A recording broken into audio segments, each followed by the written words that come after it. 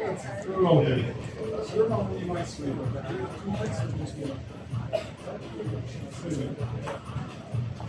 The best thing we can do to anybody is good words, good vibes.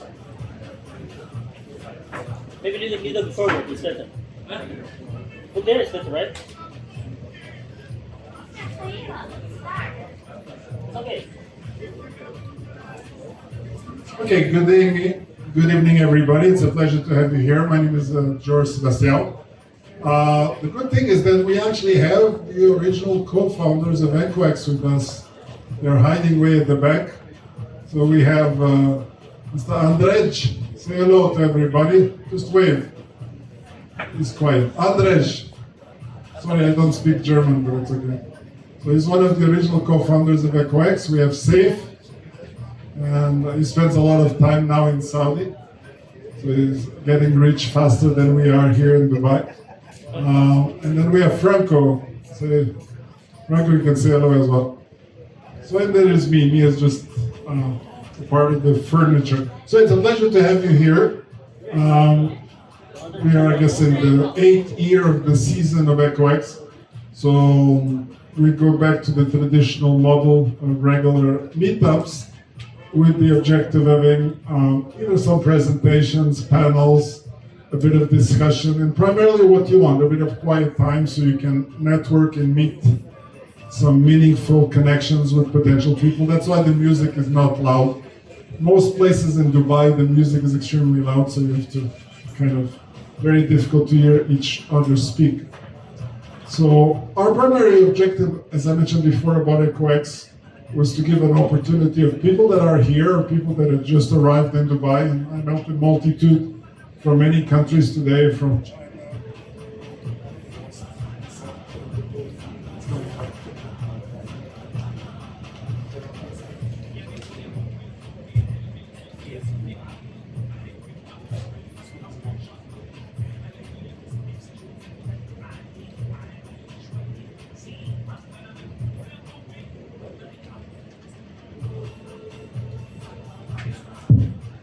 We're back.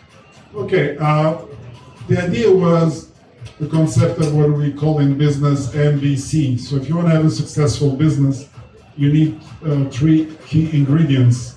And the ingredients is money, which is finance investment, brains, which is smart people, and connections and network relationships. So when you combine all these 3 things together, you get success. There's another thing I like about business that is important. And I usually call ideas go through 3 different stages when you start a business, especially if you're in startups. They go vapor, liquid, solid. Vapor is when you do things on napkins and you talk about the new business idea. So it's still early. Liquid is when you kind of create some MVP or you have something tangible to show. And solid is when you're running the business on a regular basis. So I have with me a multitude of friends. Each one will bring you their own version of experiences. Today we're actually not here to promote a specific project, but more to get insights of challenges from different perspectives. So we have Ladislav has experience in development, his experience in launching an Islamic coin, which has its own challenges. We have Julius, which is into agri-tech technology. As you know, agri-tech has become quite important in the Middle East because of the issue known as usually food security. So as you know, in the desert, you need to have water and good ingredients to be able to grow stuff. Sun by itself is not enough. So they've been going into all kinds of things, buying farms in other countries, vertical farming, and a lot of technology to make things move much faster. And then we have a great colleague from Germany, also at a famous villa in Jumeirah 2, I think, maybe 3, 1, Jumeirah 1.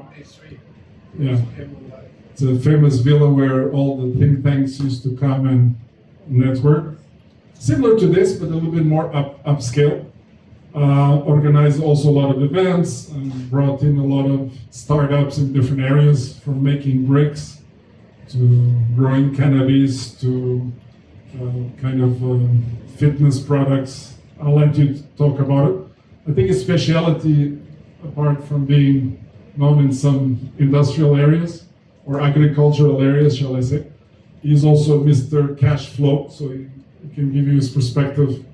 So rather than me doing a lot of the talking, because I already speak 100 times per year, my objective is really to get my colleagues to talk, and I will spend just the animation part of the talk. So I pass the microphone, and then I let each one introduce themselves, and maybe giving a little bit of insight of some of the things they're doing recently and how they're actually challenges that they're facing and how they address them. Thank you very much, George, for brilliant event, for brilliant networking. We're glad to see the new season of your virtuous events. Hope they will be regular. Let me introduce myself. My name is Vlad, and I'm running a company in Masdar city. It's called Malisa Software. It's an IT development company. Initially, we were specializing in developing various IT and payment processing projects. I've got a background in electronic to-pub payment system from the year 2004, so more than 20 years. Everything related to payments, card payments, acquiring, splitting of payments, etc. is our main interest. From the year 2012, I came to crypto, and we were the first who made the ever first crypto ATMs, and we were installing them in some countries. Then we were investing, trading, making some projects in IT and blockchain, and had an opportunity to be among the early adopters and developers of HAQQ.COMMUNITY of Islamic coin, which we will use as database as a core blockchain for building our own project related to green finance, to green fintech. As you know, green finance and carbon offsetting carbon credits is a market of $5 trillion already, and we are building it in Masdar city, and it will be so-called green fintech payment system for voluntary offsetting of carbon footprint of businesses and individuals. One day it will become, in 3 or 5 years, it will be obligatory, and at the moment there is an opportunity here to build an ecosystem here in UAE and other countries to support good green projects with the use of green tips. We call it green tips. So nature is our best waiter. Why not to pay some tips and grow more grapes in the UAE? That's it. Hello everyone. My name is Anita Kalergis. I'm the founder and CEO of Monero. What we do, we digitize agribusinesses, so agricultural businesses, so that they can easily conduct supply chain management efficiently, source traceability, marketing, market linkages, and also access to financing. As they are doing supply chain and traceability, our platform captures their day-to-day operations and data and trade history, and so with that data put together, it makes sense to financiers who are also embedded on our platform that they can easily be able to finance these businesses, providing them with invoice financing, that's short-term financing, and also long-term financing like capital investments. So we started in Uganda in the year 2016. We started as a B2C platform, helping farmers, individuals to actually order for inputs easily, and we do last mile delivery. Then 2022, we realized they have produced a lot over the years, but they need guaranteed markets, and also the people who are supposed to offtake their produce, who are the exporters, actually require money or cash flow to offtake these and buy them directly from the farm. They buy everything from the farmers. So we decided to launch a B2B platform as of 2023, January last year, to now facilitate agribusinesses so they can unlock financing easily and buy everything from the farmers for export.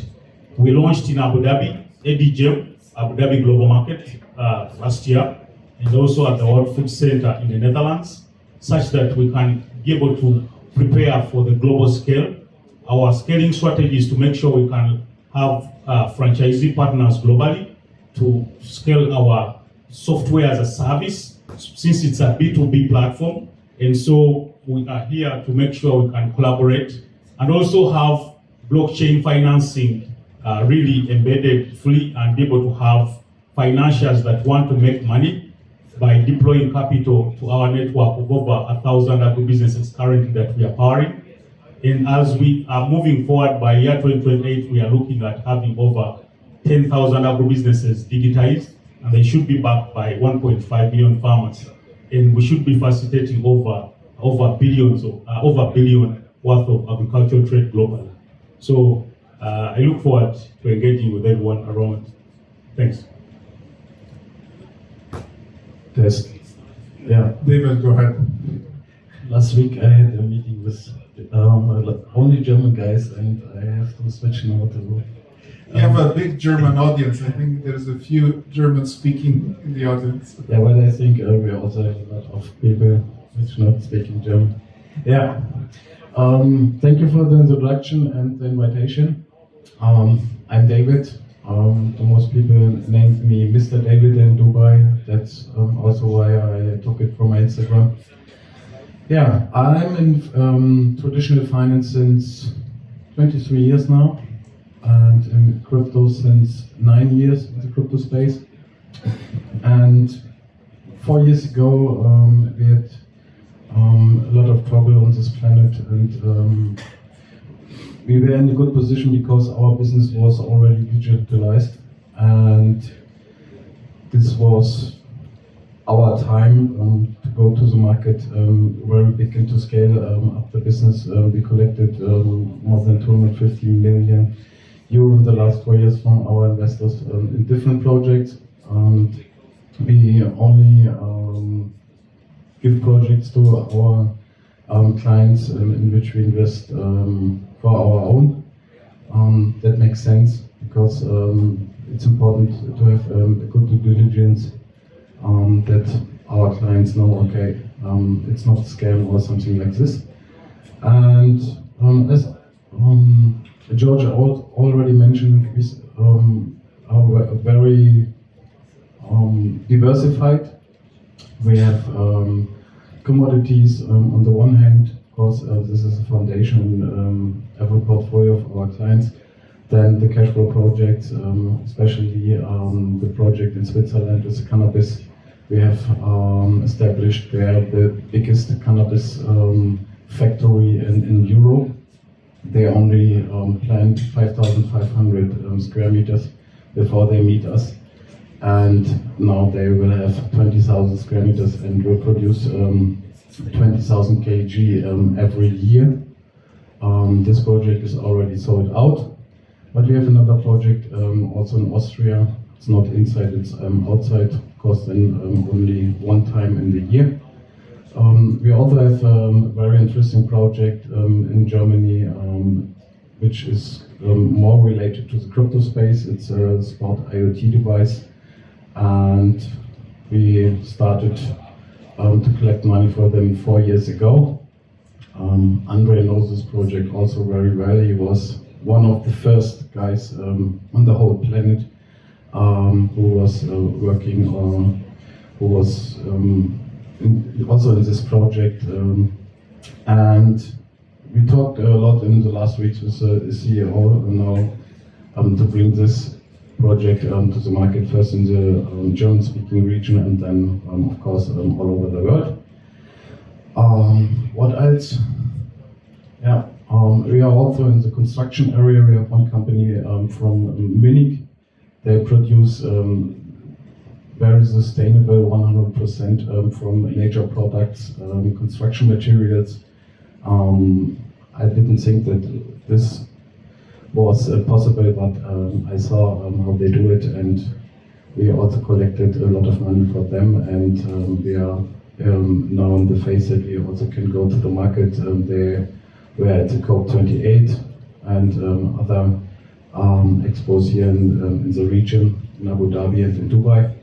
Yeah, this is what we do, and I think me, for my part, I'm very interested in all this stuff, also in traditional finance and in crypto, because I think that we live in a time with a very big transformation, and this year would be a very important year, not only because of the election.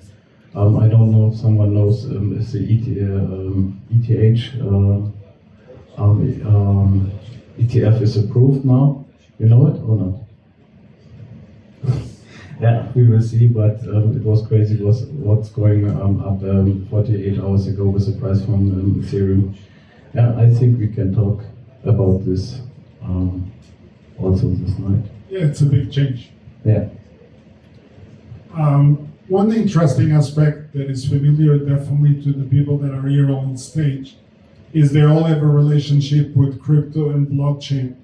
As you know, blockchain is a bit like the seasons, in the sense you have winter, spring, summer, and so on. I think right now we're probably in a bit of the spring or the melting of the snow. While there was probably a longer winter than we expected, the interesting aspect is people spend a lot of time developing new projects. And one of the things that I think is probably in common with all the people here is that most of the projects that have been involved have some hybrid element to them, meaning they have crypto, but they also have other technologies combined with crypto so that it enhances the features that crypto already provides. As you know, crypto by itself, it is a utopia that people said, okay, everything will be crypto and nothing else. But we live in the real world today. In the real world, there is still fiat, and you have to somehow live with fiat for some time to come. So you need these hybrid technologies, and this means a combination of many things: on-ramps, off-ramps, payments with cards, loading it with cards, and there's a guy in the back that specializes on that. Jeremy can raise your hand. So you can load any card from a crypto wallet. So all interesting hybrid stuff that makes the real world turn. So I think a lot of friends also have been involved in what we call Web 3.0, and they say, oh, it's Web 3.0, nothing else.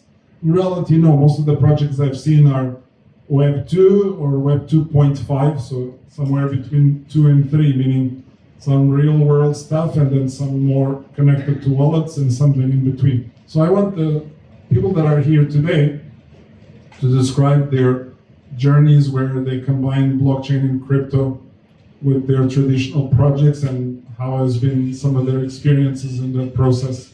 So Vladi. Thanks. Yes, you mentioned a very good point, important for the industry, that crypto and blockchain is periodic. There are springs and summers, etc., etc. But this is not characteristics of fundamental technology which has mass adoption. It either is adopted and used everywhere, or it is not. So crypto is mainly now speculative technology based upon new blood and new crypto hamsters coming to the industry. That is it. Being early crypto adapter from the year 2012, I loved Bitcoin a lot because it provided lots of freedom, lots of decentralization, etc. What we come now is this is just one of the same standard assets like stocks. It is regulated, it is not decentralized at all, and it is too much transparent, and it lacks privacy. It has less privacy in fiat currency, etc. So it's brilliant ideas of crypto which were initially stated in white paper of some entity, also known as Satoshi Nakamoto, didn't come to the reality. So there is no any crypto on the market which corresponds to the ideology of crypto anarchists and of true libertarians. So this is just one of the assets on the book sheets of big whales like BlackRock, etc. So this is not freedom. This is not what we were going to reach The only crypto which is more or less corresponding to those ideas is Monero, actually, and regulating crypto and blockchain is some kind of oxymoron, because crypto and blockchain was invented to be higher than the government had, and to introduce new kind of governance schemes and new kind of financial freedom, and in fact it is not. So it looks like just some kind of experiment to put all people to digital prison and to introduce them CBDCs. That is all. This is all the end of the story, in my opinion. And they will introduce CBDC, they will introduce tokenization of real world assets and American T-bills, because this is the main agenda and narrative, because American debt is being sold out, so they need any kind of household in Texas to purchase $50 of this garbage. And the only way how they can do it is tokenize and to make mass adoption. So they are pretending that they are friends of crypto, in fact they are not. And in my opinion, actually, to be honest with you, I use crypto only for speculative purposes and for sending money transaction. That is all. I think 99% of people here use it for the same reasons. No gateways, no bridges, no atomic swaps, no technology and techno fetishism. As the technology itself is absolutely worthless and useless. And crypto is can be used massively as money for robots. Like Buterin once time in his white paper, he mentioned back in the year 2016 that imagine a situation that you are riding in an electric car with on electricity, and this has it is guided by smart contracts, and it decides that it needs to get wires with some electricity, and it does it automatically and based with Ethereum. This comes to the reality, but one might ask the question, why do we need Ethereum and crypto here? So the experiment can be over any time, and it will be replaced by CBDCs and smart money on the smart contracts, but governed by the government, that is all. So crypto anarchists and crypto adapters made a big mistake that they came to government and told them, try to regulate us, make that as legal. They didn't understand that they were making new laws. So maybe in 100 years or so, people will understand that they can do it by themselves without any extra middleman in the form of government. Now people just are not ready for crypto. That is all.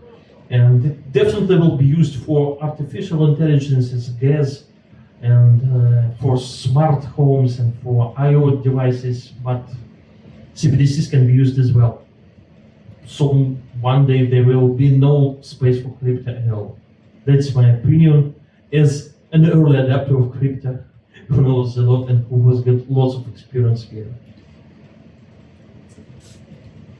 A few interesting things, and I'd like to at least mention to everybody. How many people here know about a company called Chain Analysis? Okay, one, two. Okay, so Chain Analysis is a multi-billion-dollar company, and their job is to work for the government, amongst others, federal government of the United States, and then figure out how many transactions you did and then how much tax you owe on that money. Some friends that come to visit us regularly are now kind of in semi-trouble. How many people here know about Roger Ver? So He was in 8 years ago.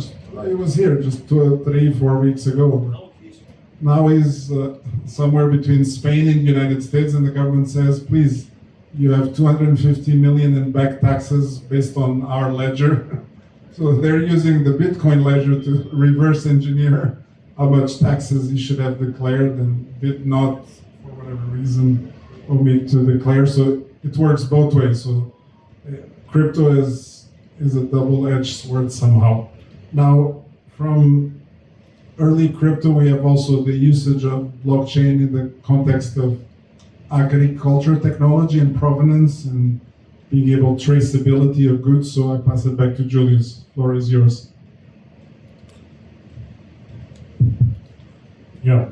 So imagine a world where you are sure that what you're eating is probably is very safe from the point of planting until harvest and until when it's delivered to probably a supermarket where you go and collect and pick it up. And also imagine a world where you can easily tip the person who probably you can easily trace and know was part of the batch of probably apples or mangoes that you consuming on your table at home. Just like how you tip a waiter or a waitress in a restaurant. Also, just imagine that world where you can tip that last mile farmer very far away in Brazil, or very far away in the Philippines, or very far away in Uganda or Kenya. So, and also as a trader, if you probably an importer of agricultural commodities, imagine where you can easily pay someone money and the payment reflects immediately using tokens in token format, and so you don't have to wait for 3 to 7 days to settle the payment on the other end of the supplier. If you look at the UAE relies 85% of the food and agricultural commodities are imported from all over the world, and it tells you that it's really dependent on importing of food. They can afford to pay the price, of course, much as they need to import that value of over 85% that they consume here. Everyone who lives here, you're part of that comes here, and you surely paying, it's very expensive. It's a bit expensive here to everything is expensive, but inclusive food, and you should be able to be sure that you're eating food that is right, and you probably can easily trace it back all the way. And so we are making sure that if you can be able to guarantee food safety for the country here in the UAE, we can be able to support the UAE guarantee food safety, and also not just guarantee food safety, but quality, but the quality of the food that the country is able to import globally from all the sources, whether from Europe, whether from Africa, and also from Asia, is safe and also traceable. We are able to also be sure that our lives, we can prolong our lifespans longer. And also we are able to know that we can actually appreciate those that are able to grow us for good food, as we are busy running up and down all the days of our working days. We are sure that there are those that are growing us food, and we can actually be able to appreciate them by tracing them back and tip them. And also the other thing is that with blockchain, it can be able to help us to do smart contracts. And so we don't need to have many people in the middle. I would call them people who actually earn the biggest incomes in most cases, yet the producer earns less, and also probably the final consumer is paying more because there is a broker in the middle, so many brokers in the middle there that probably are taking actually there would have been a big pay for the producer, and also probably they are taking big from the person who's buying that food commodity. So with smart contracts, we are able to have that a bit eliminated in the value chain, and we have the producer paid more what they actually deserve to be paid. Where I come from, where I was born in Africa, of course I've also seen it in South America.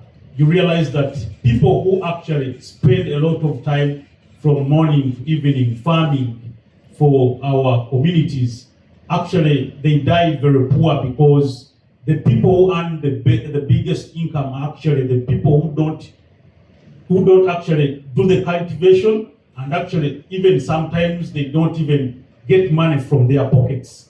So they earn off by linking here and there, and which is okay, but sometimes it leaves those that actually produce die poor. So if we can have smart contracts fully implemented on all these, realize everyone will earn fairly in the value chain. And also getting settlements, cross-border settlements done in real time, ensure that the supplier is happy to continue with their day-to-day financing obligations. They are cleared on the other end, because farmers need to be paid on time so they can actually also be motivated to grow what people need to offtake. So you realize if they can be paid on time, that means that they can actually be able to motivate themselves to grow more for us. And so that also comes with, that's what it can be able to play for us in that area. So a lot that blockchain can do for us, but as we from Monero, we currently doing traceability. And so we are bringing on the financing, blockchain financing, where I think it's also a game changer. Currently, we are financing a bit manually, conventionally, but we want to make sure we are able to have blockchain financing play a big role, especially when it comes to smart contracts and also cross-border payments. So probably that's what I can be able to share. The challenges, probably I can share them later. And for now, I would like to give the microphone to. Okay, thanks, Julius, for insightful things into agriculture. I would like to just complement a small thing that Julius mentioned in a different world, which is in the telecom world. It's actually a solution that was developed here in UAE for the largest telecom operator in the world by implementing smart contracts between the telecom operator and the suppliers, where the suppliers were doing cellular towers, mobile phones, batteries, servers. This operator has more than 50 operations around the world and is centered in Europe, but operates around the world. Just to give you an idea, that there's a thing that I like to distinguish. One is blockchain as a technology, and the other one is crypto. Blockchain as a technology can have smart contracts, and if you replace paper contracts with smart contracts, this specifically telecom organization is saving about $470 million a year. So instead of having paper going back and forth with the suppliers, now you have a smart contract that settles the payments automatically, so paperless. So look at it not as crypto, but look at it as the technology replacing paper with something that is digital. So it's actually digitalization or trusted digitalization with digital signatures. So you actually have an electronic contract signed by both supplier and buyer of the goods. Could be agriculture, but in this case was on telecom. So back to David. It's interesting what you mentioned before, because I lived 7 years together with my grandparents, and both of them, they worked 42 years in the agriculture field. And I can remember that we grow our food in our garden, most of the food. And we also have animals.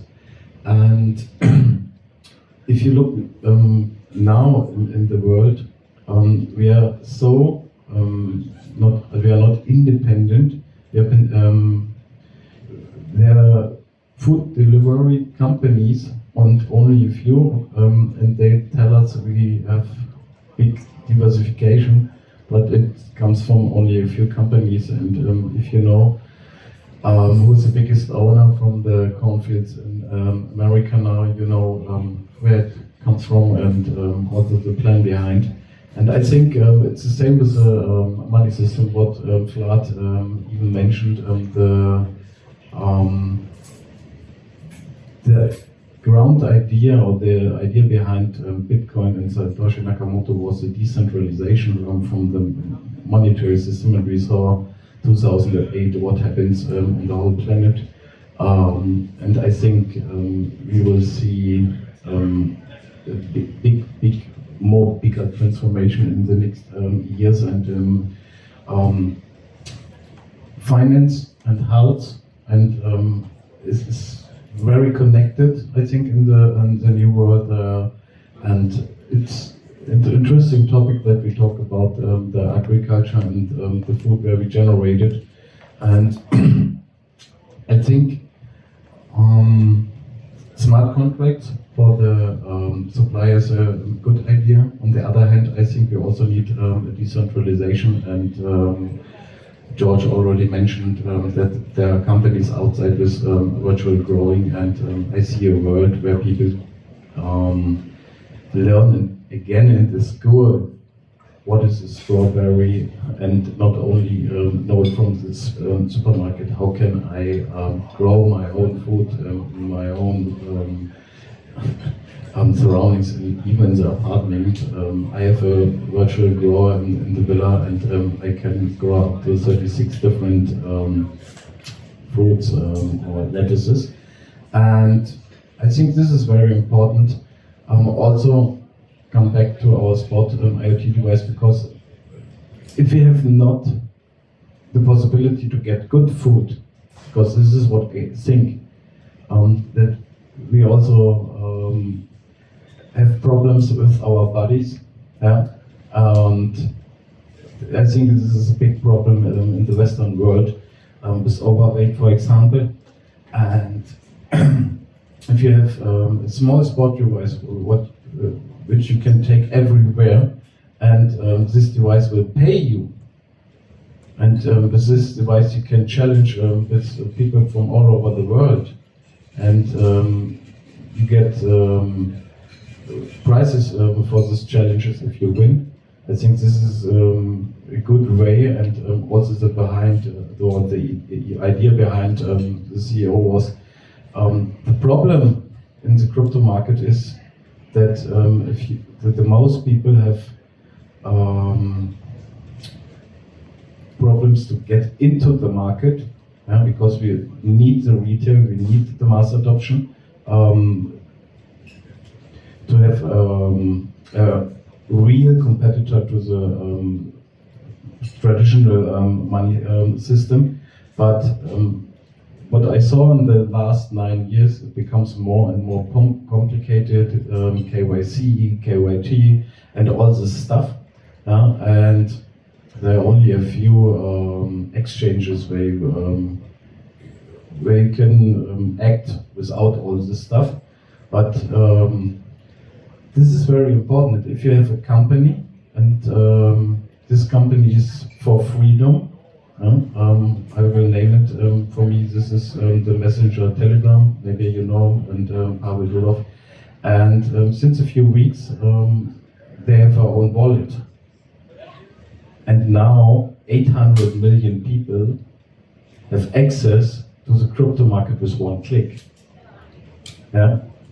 And I think this is the future, that there come companies, they have an idea in the real world, and then they combine this with the crypto market, and with the wallet.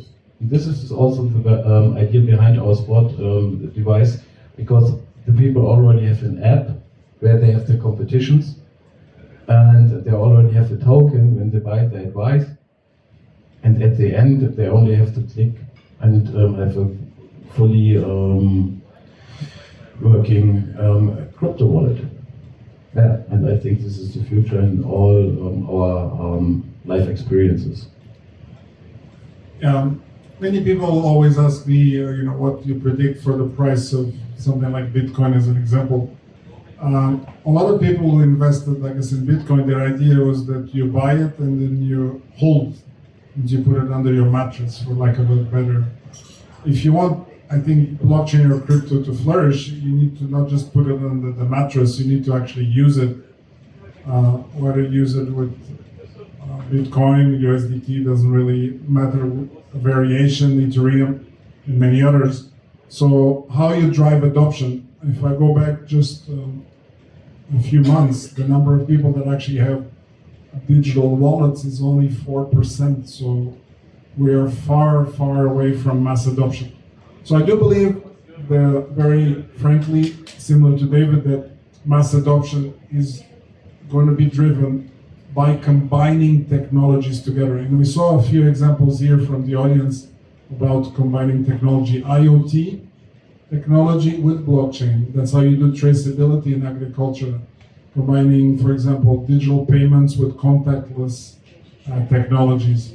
So I do believe that anytime you combine various technologies together, and now even, for example, AI as an example, you will drive much faster adoption than the ones that we have seen so far. Another example that I think is very important and has been a factor in slowing down the adoption of blockchain is what I call usability. In the early days, when smart contracts appeared and things like NFTs, DeFi started to appear, the biggest challenge is it was not easy to use. Maybe it's easy for us that are in the blockchain world and we know how to create passphrases or connect a wallet. It's not easy to use, and I usually use the example, the guy serving beer there. If he doesn't know or cannot figure out how to do it in 30 seconds, you're not going to drive any adoption of the technologies that you have. So I want each member here to spend maybe a few minutes of describing maybe 2 or 3 challenges or even one challenge that they found, and maybe how they addressed this challenge to solve this problem that they encounter in the blockchain, crypto, digital payments world. Yes, it's a very good idea because many years have passed and not too much changed. And actually, crypto is still just some place for geeks and cypherpunks, etc. So someone grandmother will never use it at this moment. And what was done in Telegram is a huge challenge, especially what they done with such fun coin as Notcoin. They made a big movement of mass adoption because they actually there is lots of new people who were users of Telegram and who have never used crypto before. And that is why Binance even listed them. You can see that Binance listed Notcoin, but not yet listed TON, which is the backbone for Notcoin. But I think that is conflict of interest because if they list TON, it will be competing with BNB chain, and BNB chain will be useless at some moment of time. In my opinion, Telegram is making a huge movements towards mass adoption. They with this fun game, with Notcoin, they brought many people to crypto, new blood, so to say, and they have never seen what was crypto before. But still, as George, you mentioned, there are lots of obstacles because it is too complicated to run crypto wallets. I have seen many people who are using Notcoin and investigating what are they doing, and they were putting memo in a field memo. They were putting their last name when they were transferring money to crypto exchange. They don't understand what is memo. Why do they need memo? What is address? So crypto needs first human-friendly addresses, just usernames. This is Telegram has already, but other blockchains that do not. Ethereum and the EVM blockchain usernames are absolutely not user-friendly. And so another thing which is extremely important, and this is a new trend, and this is new billion users trend, is abstract names. Does anyone knows what means by abstract names in crypto? I know. I know. So actually, this means that you will have name like username, but not this garbage like 0x blah blah blah etc. This means that you don't need to keep your 24 words seed phrase, which will, if you lose it, you will lose your wallet. And this means that you can have seamless, gasless transactions. So if you launch any kind of new crypto on any blockchain, you've got some entity as core crypto, Ethereum, or any other crypto which is used as gas. For example, you're having USDT as a stable coin on your wallet, but you need to understand what Ethereum is you need to buy Ethereum somewhere, and here the journey of new user of your blood stops. The conversion rate is very low when you try to attract new users to crypto wallets, and the price is huge because of those obstacles. So next big thing in crypto is related to those abstract accounts where you can use your crypto without any underlying crypto as gas seamlessly, where you can use some kind of sponsor account to pay your gas fees, and where you can have some kind of social login to crypto such that you don't need to keep and remember your seed phrase, such that you have several witnesses which can prove that that is you and this is your wallet, and they can restore it. Because the problem is crypto, if your keys are your assets. If you lose your keys, you lose your assets. No one will ever restore it if it's not non-custody service. But now there are appearing some new services with keeping some kind of social account access, such you prove that you prove your identity, and several witnesses prove that this crypto and this wallet belongs to you, and they restore it. So when it will be working seamlessly, and it can be also, those witnesses can be also among some governmental authorities, registration authorities, then crypto will get much more mass adoption. And what we are going to build also in our own blockchain, those things which I'm talking already, they are already done in some old-fashioned blockchain as Graphene. Does anybody know what is Graphene? I have no what is no you do know that it is the basis of the framework for such blockchains as BitShares, Steemit, and EOS, which is founded by Dan Larimer and Brock Pierce. And actually, Graphene is much more sophisticated and advanced technology compared to Ethereum, and it did have all those features about which crypto world are just now starting to talk. Even such things as algorithmic stable coins like Terra Luna case, they were 7 years ago on the blockchain of BitShares. So they lack publicity, they lack marketing, they lack hype, but their technology is much more advanced than Ethereum one. And they have already implemented 7 years ago such a thing as abstract user-friendly accounts, such that you can implement and make your user-issued assets without having to understand what gas is and what is underlying crypto is. So this is my opinion of the future trends. Perhaps if EOS will implement more efforts to the marketing and will work more on their smart contracts model, it can be real competitive for Ethereum.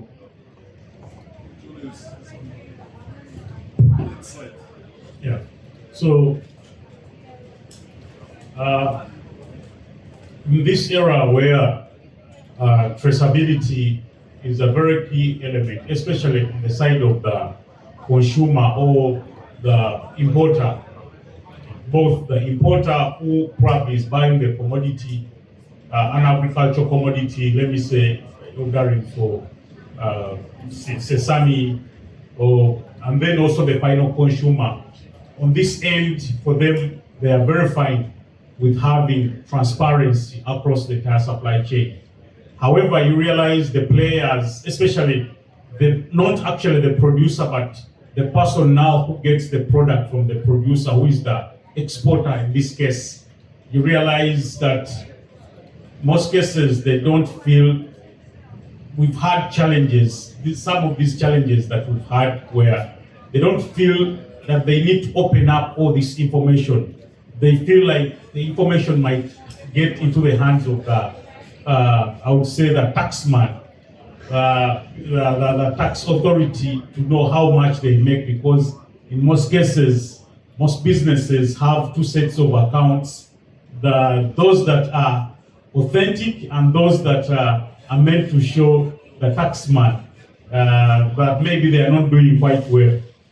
And you realize with all the transparency that blockchain brings into the game of agriculture supply chain, you realize that it's something that they feel it's initially, before we added an element of them accessing financing, you realize they were not really as much, they were a bit rigid on getting, use the technology, because it comes all with this risk of their information getting out there. That's what they think, much as actually it's not what the project owners you intend to do, but it's just in their minds.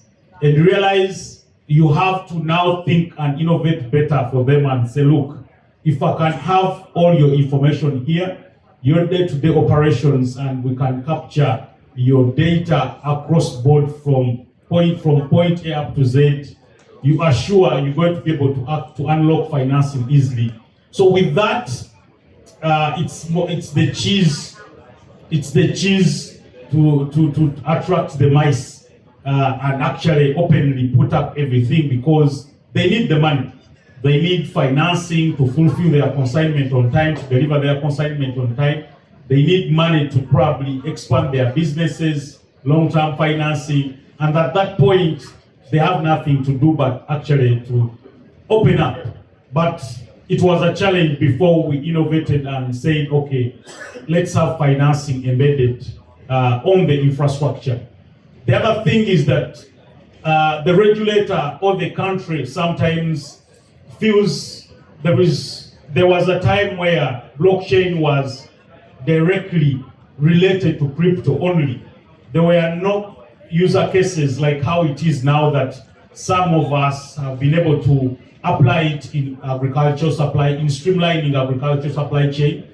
By that time, mentioning crypto, mentioning blockchain, people would always relate it to crypto. And I hope things are better nowadays, that probably people making profits, or they are billionaires now to be evidenced. But at the time when we were hearing about crypto in the early days, people were losing money. I'm talking about from where probably I come from.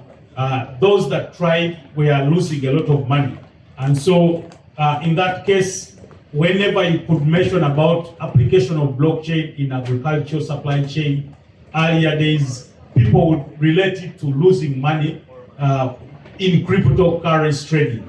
But as time moved on, of course, it costs a lot to sensitize the population about how you applying it in a particular space. And so people realize that, okay, it's not about crypto only. Yes, people are making billions of money and millions of dollars in crypto trading, but some people have been unlucky. And so sometimes they would relate it to those moments where they have not been lucky to make money from crypto trading. And so they bring it in the other side when you talk about applying it in agricultural supply chain. But honestly, it's been a huge investment in changing mindsets, teaching people how it is actually applied in this part of the world, especially streamlining agricultural supply chain. And so it's been that way. And also you realize in the earlier days, agencies like government itself, governments which try their level best to see that they can trace everything, every commodity that moves out, they can make sure everything that moves out is export quality. They couldn't back you up because they felt they wouldn't like to go, they wouldn't like to take on the dust that if things don't go in the right way. But those days where you couldn't have people to back you up 5 years ago or 3 years ago, but now that people have gotten to know, even the government agencies, that at least applying it in agriculture gets to agriculture supply chain, so many things get to be solved. Cross-border payments, timely cross-border payments, transparency, you talk about smart contracts. Now you get to actually be appreciated, and people are willing to give you platforms and be able to share, because they know at least they are not going to have so much to answer, because things are getting streamlined for the better. And those have been the hardest challenges. Probably the third was about literacy levels. The sector I operate in, where our innovation is applied, is majorly dominated by mostly illiterate players, especially the producers. And so you realize you have to choose a value chain actor that can actually, who is a bit tech savvy, for instance, traders or exporters, because, or farmer cooperatives. You realize at that level, they probably own gadgets. They are used to using computers and laptops and any digital gadgets. But the last mile farmer, who probably would be the best beneficiary in all this, as we are building this innovation so they can get paid better and faster, you realize they are, okay, because of the high literacy, they can't really be able to use some of these technologies. Okay, thank you, Julius. Julius is running for Ethereum chairmanship very soon. Okay, we go one last to David. So David will summarize his key points about challenges, and then we go back to networking. Go ahead, David. You mentioned before that we only have 4% in the crypto space now. 4% of wallets. 4% of wallets, okay. That means it's not 4% of the population, because I have more than one wallet, and that is correct. I think the people here in this room maybe also. And I think the biggest challenge is, when I mentioned 10 years before we started here a business in the UAE, with pay terminals. They can put cash inside and can pay all the services. Like you can recharge your phone, and you can send money to the Philippines for your kids for the school. Thousands of different services. And why this business was successful? Because 10 years ago, and I realized now this crazy number, 92% of the people on this planet didn't have a bank account. 92%. Yeah? Imagine. For us, for me, it was a number, I can't realize it, but 92%. That means if you say, okay, we have 4% of wallets, maybe 2% of the population is in crypto, but only 8% of the people 10 years ago had access to the traditional finance sector with a bank account. And I think this is the biggest challenge, to give people the access to this, what Vlad mentioned in his first statement, how we use crypto to send money peer to peer without a middleman. And this is freedom, and this freedom we shall give to all the people all over the world. So I think there is a big push towards what I can call financial inclusion, so allow people, and I think Brock Pierce, because a few people mentioned here, Brock Pierce in the process is a good friend for many years, but he coined a term that I like, which is the definition of a modern billionaire. Somebody comes up with a solution that actually helps 1 billion people. So if we want to drive massive adoption, we have to have lots of billion people. You can ask me, where do we find these billion people? Well, we have 1 billion people in China. We have 1 billion people plus now in India.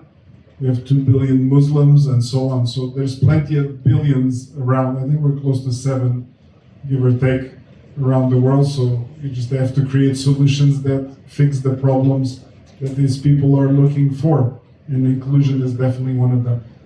I think Franco has been yelling at me for the last half hour, but it's okay. I'm a patient guy as well.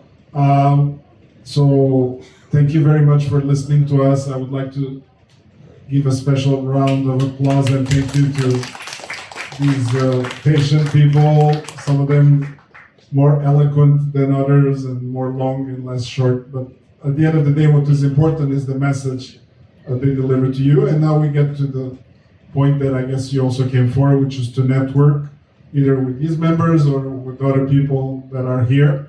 And the networking is really the value that you get mostly out of this event. So meet at least 10 people that you have never met before. And when you do this a few times, I think you can benefit a lot from that. There's a lot of newcomers that have not been here before, so chase them down.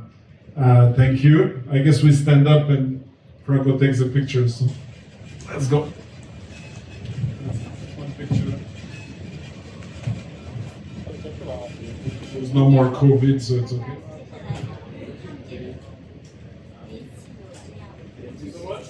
Enjoy the rest of the evening and see you in 1 or 2 weeks. Thank you. So enjoy.